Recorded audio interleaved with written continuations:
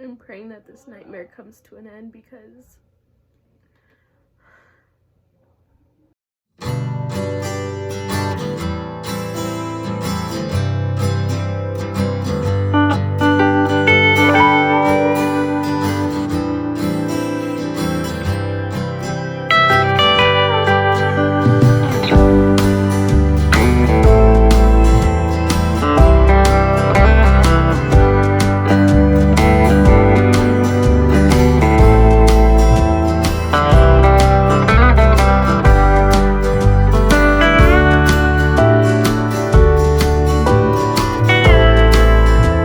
YouTube. What is up, guys? Welcome back to our channel. Alright, so I promise you guys I'm not going to cry in this video. I'm just really sensitive when it comes to my baby. Like, don't play with him. But I want to start off by saying thank you guys so much for all the positive comments, prayers, all of the love and support shown to me and my baby. Anthony really appreciates it, and I really appreciate it. He lets me know all the time that he misses you guys, that he loves you guys, and he's super thankful to have you guys supporting him and supporting us through this time. Thanks for all the edits, all the DMs, all the comments, all the posts. Just thank you guys so much from the bottom of our heart. Like, we are really so thankful and so blessed to have you guys in our lives and to be supporting us. Thank you guys so much. That's a kiss from me and my baby. We promise you guys once he's out, we're gonna film for you guys, and we got a bunch of stuff planned and in line for when he gets out. So just be patient with us, and yeah, thank you guys. If you guys follow me on Instagram, you know that I've kind of been keeping you guys informed when it comes to Anthony, but I wanted to make this video because I feel like right now I need to talk to you guys, and I need to be on camera speaking to you guys. Like I said, if you guys follow me on Instagram, you know that I went to visit Anthony twice. I say twice because I only posted on my Instagram that I was on my way to visit him twice, but I also went today, but we'll get into that. Let me start by saying, so the first time I went, I was unable to see him because it wasn't his visiting day, right? So I was told to come back on a day that he is able to accept visitors. So, whatever. That was frustrating itself because it was me and 3 other people there. Like, really, like, I understand if there was a line down the door, like out the door, then okay, maybe you need to come back on his visiting day. But when there was 4 of us there, come on.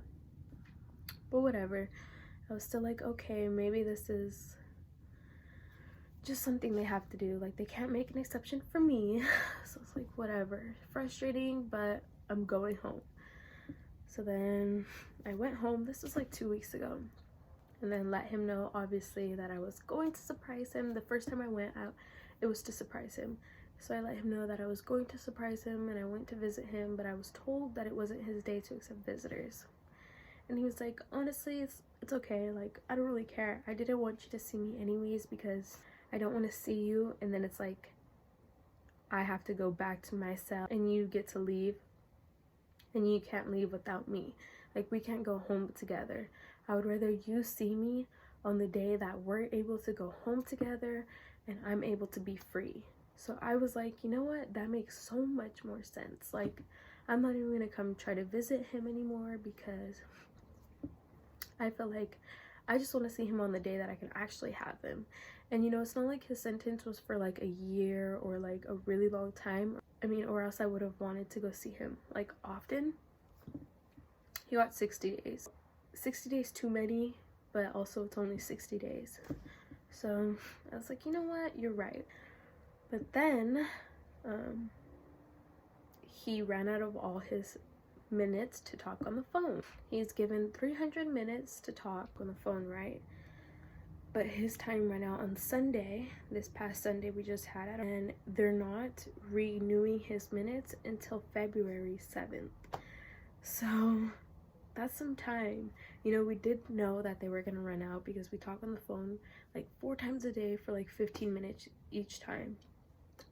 So we knew it would run out, but we didn't think it was gonna be that soon. Like 4 days go by and I don't talk to him because obviously he had no more minutes. And then I get another call from an unknown number, and I kind of had a feeling that he was gonna use somebody else's time to call me. So what had happened was he was able to use another inmate's time.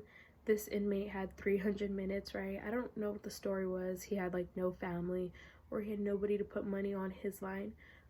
So long story short is he has 300 minutes on his phone. So the inmate let him use those minutes.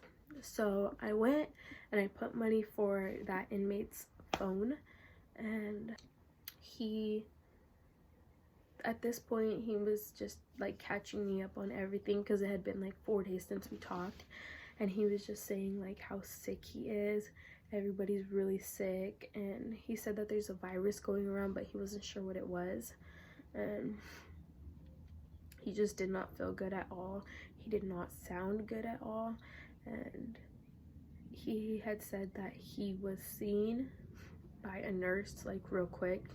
She like walked by the cell and took his temperature, and he said he had 102 fever, and they gave him aspirin for that, and that was it. They didn't give him anything for like congestion or like it was hard for him to breathe, and he has asthma, so he wasn't given anything for like that, or a cough, like for his cough or his sore throat. He wasn't given anything for that. He was just given an aspirin to calm down the fever. But like I said, he was really sick. Like he was just not feeling good at all. So I was like, okay, maybe I should come see him, you know, like he doesn't feel good. Maybe get him some time away from everybody, because it's not just him that's sick, like his whole floor is sick. Because his time ran out, I was like, you know what, I'm gonna go visit him. This is the second time that I've gone to visit him. So after driving 2 hours and like 40 minutes in traffic, I finally get there. I'm nervous to see him because it's been so long since I've seen him. I'm also ready to see him, and so I get there and they're like, oh, what floor is he on? I was like, oh, I'm not sure because I haven't been here yet. This is my first time here. And he was like, okay. So he looked it up, and then he was like, oh, he's on floor 7. And floor 7 and floor 6, it was his floor and the floor below him, are under quarantine for the flu. And I was like, are you sure? Because I just talked to him, you know, right before I got here, and he said everything was good. I was able to come, you know, they weren't locked in their cells. And I called the night before, and I was told that I should be able to see him today. So are you sure? Is this updated? And he said, I'm just reading what's here. You're welcome to come back on Saturday and try to see him on Saturday. You're welcome to come back on Saturday. Like, no, I do not live down the street. It takes me 2 hours and 30 minutes to get here, which I'm not complaining, but to drive 2 hours and 30 minutes to not see him, to drive 2 hours and 30 minutes just to be told in 1 minute, no. Like, you could have put that online. You could have told the inmates that they weren't able to accept visitors. And I feel like I took all the steps that I needed to take. Like, I don't know, it was just so frustrating. Like, he was so nonchalant about it. Like, I don't know. But at this point, I'm like very upset with the prison. Like, I'm not able to see him twice.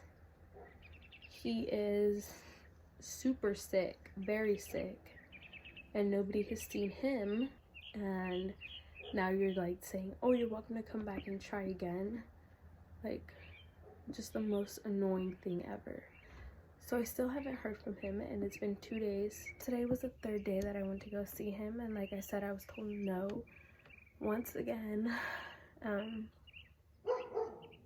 This time the excuse was that he was in a dry cell, which to my knowledge is like, him being in a dry cell pretty much means that he's in like a little boxed cell all alone, and that he's just gonna be in there for some time. And I said, okay, like I asked, do you know why he's there? And I was told, oh, I can't give that information to you right here, but you're welcome to call on the phone and see what they tell you. And then I said, well, he has let me know that he is very sick and that he hasn't been treated. If he has still not been treated, today would have been the 4th day that he has not seen anybody. He's, you know, I told him all his symptoms. Like last time I spoke to him, he was coughing up blood. Last time I spoke to him, A, B, C, and D, you know, everything that he told me. And I was wondering if he knew if he has seen a doctor yet, or if he has seen a nurse yet, or something yet, because I have not spoken to him on the phone in 2 days. And then I was told, oh, you're welcome to call on the phone because I do not have that information for you right here. Or you're welcome to leave an email. And I was like, I did leave an email. And by the time you guys see the emails, the whole situation is gonna already be over. So, and then he's like I said, you're welcome to call over on the phone. And then just called the next visitor behind me. And at this point, I am at the mad cry. I am at the sad cry. I am like furious. I'm just crying my eyes out, like walking out. You know, because I haven't spoke to him in 2 days, which already makes this whole thing uneasy for me. And to know that he was very sick the last time I talked to him, and that he's not doing too good. And it's honestly like, at this point, to me, I don't know if it looks like something different to you guys, but to me, it seems like they do not care about him. It seems like they don't care about the inmates, period. Anthony doesn't even have a sink in his cell to wash his hands constantly. He has a toilet in there, but that's it. He's not able to wash his hands constantly to keep the germs away, to keep the germs off his hands. He's not able to do that. Like, something so small as a sink in your cell is like too much to ask for. And it's honestly so sad. Like, you go from having this happy, like, this guy that I think so highly of, this happy guy, this, you know, would never harm anyone, to now he's freaking having to like battle every day. It's like a battle in there. There's people that deserve to be in there, and there's people that don't deserve to be in there. And on top of that, it's like, no matter what you believe in, no matter what race you are, what this or that, no matter what, no matter if you're there, no matter if you're not there, everybody deserves to be treated like a human being. And I feel like they still have rights being in there, and I feel like they are not within those rights. Like, I feel like they are just treating them so poorly, and it's honestly so sad. And I've been seeing people leave their stories below, and people are going through something similar, and I feel for you guys 100%. It's just, they are not treated like human beings, and it's so sad. Like, he has not been given any medical attention. He has not been given any help. He doesn't know if he still has a fever. He doesn't know what the sickness is, if this is the flu, which I'm pretty sure it is, but he doesn't know nothing. He hasn't been told nothing. And it breaks my heart for everybody going through this. Like, no matter where you are, no matter what, you should still be treated like a human being. And honestly, they are not treated like human beings.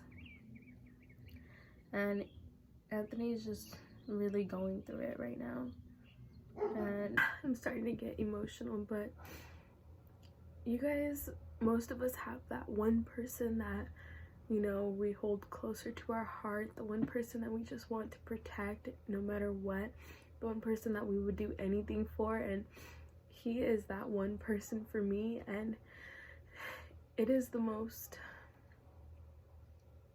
hardest thing. I know I said this, but this is the most hardest thing that I've had to go through, like not being able to protect him and not being able to be there for him as much as I would like to. It just sucks. It really sucks. And it's like he can't catch a break. He cannot catch a break. There's always something going on, and I can't do anything about it. All we can do is pray, and all I can do is pray. I'm praying that this nightmare comes to an end, because I just want better for him.